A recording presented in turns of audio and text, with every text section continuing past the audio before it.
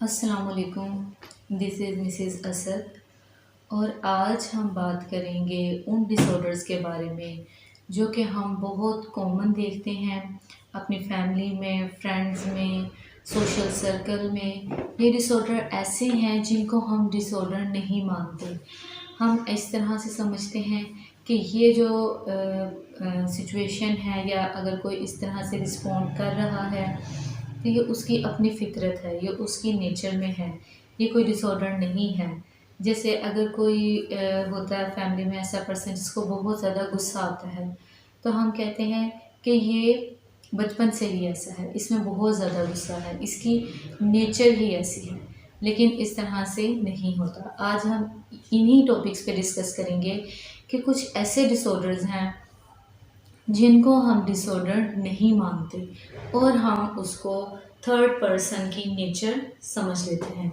लेकिन अगर हम इसके ऊपर काम करें, उनको किसी साइकेट्रिस्ट के पास लेके जाएं या उनकी रीज़न्स को समझें कि किस रीज़न की वजह से वो इस टाइप का बिहेवियर शो करते हैं, तो हम इस डिसऑर्डर्स पे ओवरकम पा सकते हैं। तो चलें डिस्कस करते हैं।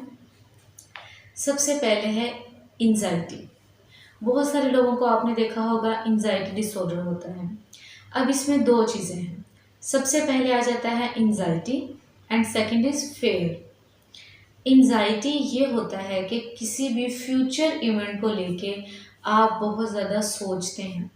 मीन्स अगर आप का कल एग्ज़ाम है तो आप उसको सोच सोच के बहुत परेशान होते हैं कि कल मेरा एग्ज़ाम है, क्या होगा। या अगर आपने जॉब इंटरव्यू के लिए जाना है उसके बारे में सोच सोच के आप परेशान होते रहते हैं, तो ये एक एंजाइटी डिसऑर्डर है जो कि हम फ्यूचर इवेंट्स को लेके परेशान हो जाते हैं। इसको हम बोलते हैं एंजाइटी डिसऑर्डर। इसी में सेकंड इसकी सब कैटेगरी आ जाती है फियर। फियर होता है खौफ, किसी चीज़ का डर, जो कि होता है करंट इवेंट में। मीन्स अगर किसी का एक्सीडेंट हो गया है या कोई बैड न्यूज़ आ गई है, उसको सोच सोच के हम परेशान हो जाते हैं, तो ये होता है फियर। कि मतलब ऐसा वाक़या जो हमारी ज़िंदगी में हो चुका है उसको सोच के अगर हमें एंजाइटी अटैक्स आते हैं तो हम उसे बोलते हैं फियर होता है वो। लेकिन जो एंजाइटी होता है वो हम फ्यूचर के बारे में सोच के परेशान हो जाते हैं। अब इसके कुछ टाइप्स हैं जिसमें आप अपने किसी भी थर्ड पर्सन को सोच के, फैमिली मेम्बर को सोच के देख सकते हैं। फर्स्ट आ जाता है जनरलाइज्ड एंजाइटी डिसऑर्डर, जिसको हम बोलते हैं GAD। अब ये जो एंजाइटी डिसऑर्डर है इसका कोई एक एस्पेक्ट नहीं है, इसके बहुत ज़्यादा एस्पेक्ट हैं, इसके बहुत ज़्यादा पहलू हैं।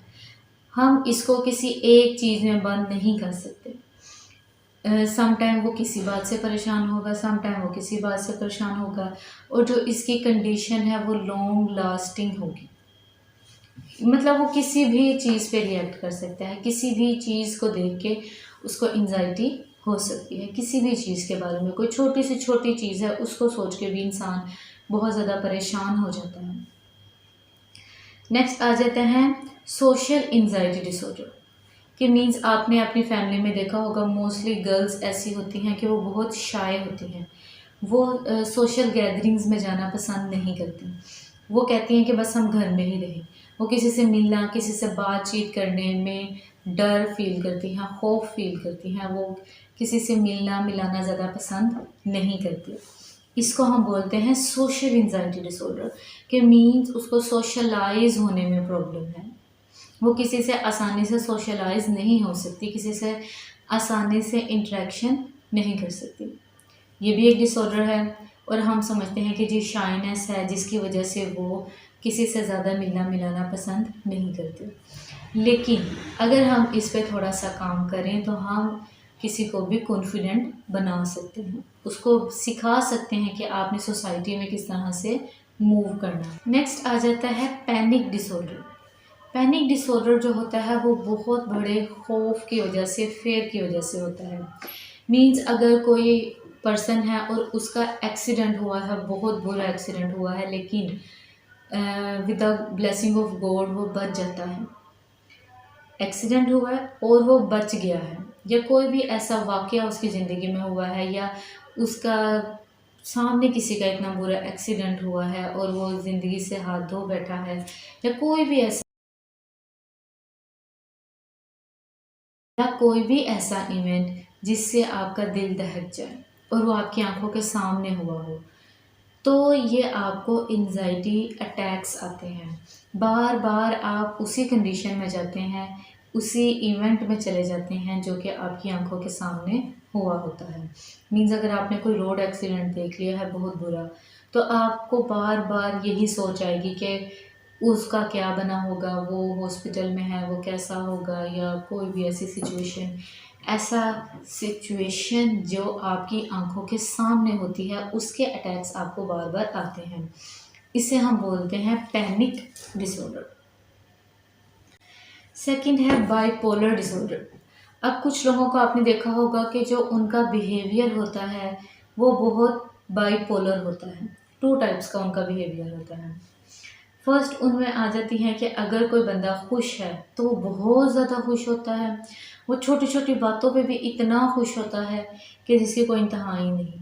हम समझते हैं कि भाई ये तो छोटी सी बात है, इस पे ये इतना खुश क्यों रहा हो रहा है। ये एक ऐसा डिसऑर्डर है जिसमें हम 2 मूड स्विंग्स देखते हैं। सम टाइम कोई पर्सन बहुत ज़्यादा खुश होता है, कोई छोटी सी बात होती है उस पर वो हंसी जाएंगे, बहुत ज़्यादा खुश हों। मीन्स कोई इतनी छोटी सी बात होती है उस पर वो बहुत ज़्यादा खुश हो जाते हैं। हम तो कहते हैं कि ये छोटी सी बात है, इस पर ये इतना क्यों हंस रहे हैं, लेकिन वो किसी भी चीज़ को बहुत ज़्यादा फील करते हैं। नेक्स्ट वो किसी भी छोटी से छोटी बात पे बहुत ज़्यादा सैड हो जाते हैं। इनके मूड स्विंग्स चेंज होते रहते हैं। कहते हैं ना कि इसका तो पता ही नहीं चलता, कभी ये खुश होता है, कभी ये नाराज़ हो जाता है, कभी ये हंसने लगता है, कभी ये रोने लगता है। इस तरह से हम उनकी पर्सनैलिटी को जज नहीं कर सकते।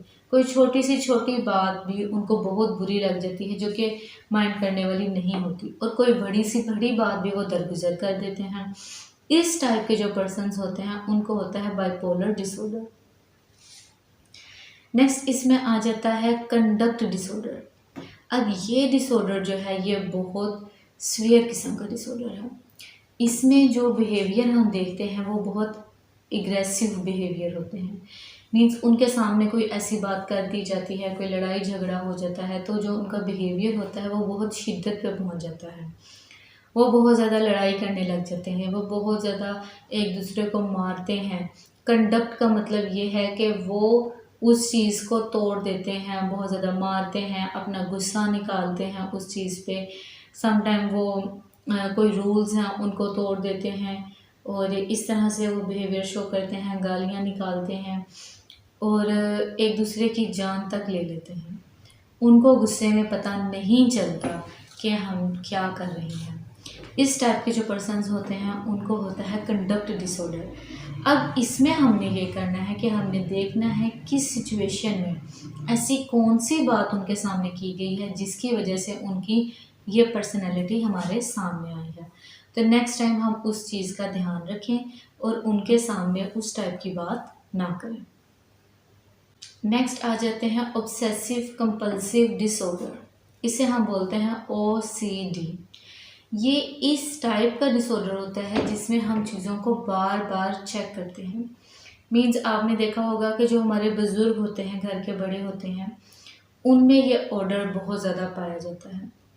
वो एक चीज़ को बार बार चेक करते हैं। मीन्स अगर वो बाहर जा रहे हैं तो वो बार बार चेक करेंगे कि क्या हमने घर के सारे दरवाजे बंद कर लिए हैं, क्या उनको अच्छी तरह से लॉक लगा लिया है। अगर लॉक लगा लिया है फिर वो उनको हाथ लगा लगा के देखेंगे कि लॉक ठीक लगा है या नहीं लगा। सम टाइम वो टूटी बंद करेंगे तो फिर उसको देखेंगे कि हम तो घर से बाहर जा रहे हैं, टूटियाँ बंद हैं, लाइट्स बंद हैं। ये सब चीज़ें भी आती हैं कि इंसान इन सब चीज़ों को देखता है, केयर करता है। ऑब्सेसिव कंपल्सिव डिसऑर्डर है, इसमें हम एक चीज़ को बार बार चेक करते हैं कि क्या ये चीज़ हमने कर ली है या नहीं की। कुछ लोगों की जो याददाश्त होती है वो बहुत कमज़ोर होती है, वो एक चीज़ करके भूल जाते हैं। अब वो एक चीज़ समझे, आप ये डोर की एग्जांपल ही ले लें कि वो डोर लॉक करके आए हैं, बंद करके आए हैं, लेकिन फिर भी उनके जहन में यही चीज़ चलती रहेगी कि मैं दरवाज़े बंद करके नहीं आया, या मैं कोई चीज़ घर भूल गया हूँ, या कोई टैब खुली रह गई है, वो एक चीज़ को बार बार बार बार रिपीट करते हैं। नेक्स्ट है जी साइकोटिक डिसऑर्डर। ये डिसऑर्डर ऐसा डिसऑर्डर है जिसको हम बेसिकली ज़हनी बीमारी कहते हैं। इस डिसऑर्डर में इंसान को वहम होने लग जाते हैं। अब कोई पर्सन आपके साथ बैठा है, कोई आपसे बात कर रहा है, लेकिन वो कहेंगे कि ये मेरे खिलाफ बातें कर रहा है, ये मेरी जासूसी कर रहा है, ये कि मतलब वो थर्ड पर्सन के बारे में नेगेटिव सोचने लग जाते हैं। Psychotic disorder. साइकोटिक डिसऑर्डर एक बहुत बड़ी टर्म है जिसके नीचे बहुत सारे सब डिसऑर्डर्स आते हैं। और इसमें बेसिकली क्या होता है कि जो हमारी थिंकिंग होती है वो अब नॉर्मल हो जाती है, हम गलत सोचने लगते हैं, हमें ज़हनी बीमारी हो जाती है। इसमें टू बेसिक थिंग्स हैं। फर्स्ट डिल्यूशंस। इसमें क्या होता है कि वो समझता है कि अगर कोई दो बंदे आपस में बैठे बात कर रहे हैं और वो सामने बैठा है, तो उसको ऐसा लगेगा कि ये दोनों इसके खिलाफ बातें कर रहे हैं, ये इसको कोई नुकसान पहुंचाना चाहते हैं, ये हमें हमारे खैर ख्वाह नहीं है, ये मेरी जासूसी कर रहा है, या इसने मेरी कोई चीज़ चुरा ली है। वो थर्ड पर्सन के बारे में बहुत नेगेटिव सोचने लग जाते हैं। नेक्स्ट इसमें जो आती है हेलुसिनेशन। हेलुसिनेशन में क्या होता है कि इंसान को वो लोग नज़र आते हैं जो कि हकीकत में नहीं होते। मीन्स अगर कोई हमारे बड़े बुजुर्ग दादा दादी या इस तरह से कोई भी किसी की डेथ हो गई है, तो वो उस पर्सन को अपने सामने नज़र आएंगे और वो उनसे बातें करेगा और कहेगा कि देखो जी ये तो ये कह रहा है। फिर हम ये समझते हैं कि इसका दिमाग चल गया है, वो तो फोत हो गए हैं, वो तो अभी इस दुनिया में नहीं है, लेकिन ये उनसे बातें कर रहा है, ये हमें कह रहा है उनसे बात करो, उनको खाने के लिए दो। कोई भी ऐसी एग्जांपल ले लें आप, तो ये आ जाता है हेलुसिनेशन में। और ये होता है with the passage of time. ये जो डिसऑर्डर है ये ज़्यादातर बड़ी एज के लोगों को होता है। मीन्स हम देखते हैं जब इंसान बहुत ज़्यादा बूढ़ा हो जाता है, 70-80 साल की उसकी उम्र हो जाती है, तो वो अपने से ही बातें करने लग जाते हैं। हम कहते हैं कि जी ये तो पागल हो गया है, ये बस बोलता रहता है, अपने से ही बातें करता रहता है और उन लोगों से बातें करता है जो कि अब उसके साथी तो थे लेकिन अब वो इस दुनिया में नहीं रहे। तो ये हेलुसिनेशन में लाया करता है। मीन्स उसको उसके वो साथी, उसके बहन भाई, वो सब उसको नज़र आते हैं और वो उनसे बातें करता है। उम्मीद करती हूँ आपको मेरी वीडियो पसंद आई होगी। नेक्स्ट हम आएंगे किसी और वीडियो के साथ। तब तक के लिए